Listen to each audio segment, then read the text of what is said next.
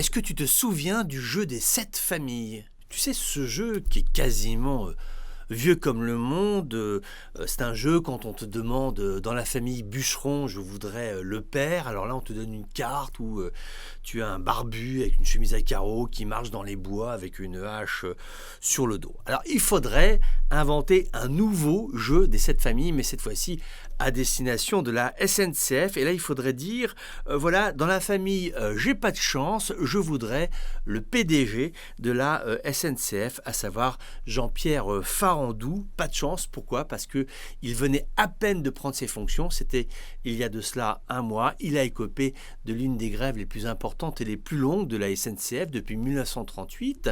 Et puis également, il a une grève qui a coûté extraordinairement cher, à savoir 1 milliard d'euros. C'est le coût des grèves qui se sont donc achevées en France en ce début de semaine. On serait tenté de lui dire « Welcome, monsieur Farandou, ça se passe bien, tout va bien, vous venez juste de prendre vos fonctions, 1 milliard de déficit ».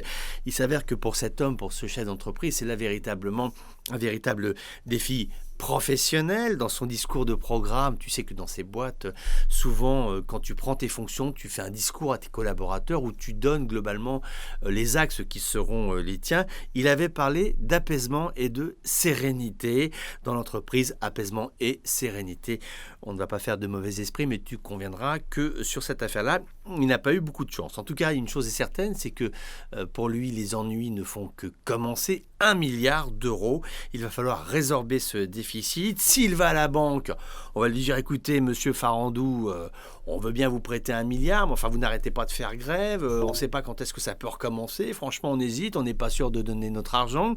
S'il va voir le gouvernement français, on va lui dire, ah bon, 1 milliard d'euros. Vous nous demandez 1 milliard d'euros, écoutez, ça fait beaucoup d'argent quand même, je ne sais pas trop si on va pouvoir vous aider. Peut-être on va laisser passer la prochaine loi de finances. Donc voilà, autre solution, augmenter le prix des billets de train. Alors ça fonctionnerait pas très bien vu ce que les Français ont subi durant ces dernières semaines, une augmentation du prix des billets de train, ça ne passerait pas du tout dans l'opinion publique. Nous allons bien voir si Jean-Pierre Farandou est un patron ou un grand patron, un homme en capacité de prendre des décisions difficiles dans un milieu complexe aussi, un climat de fatigue, d'épuisement des usagers et également de fatigue concernant les grévistes qui auront payé cher ce mouvement social. Conclusion, dans la famille, il serait peut-être temps qu'on trouve une solution sur le régime des retraites en France.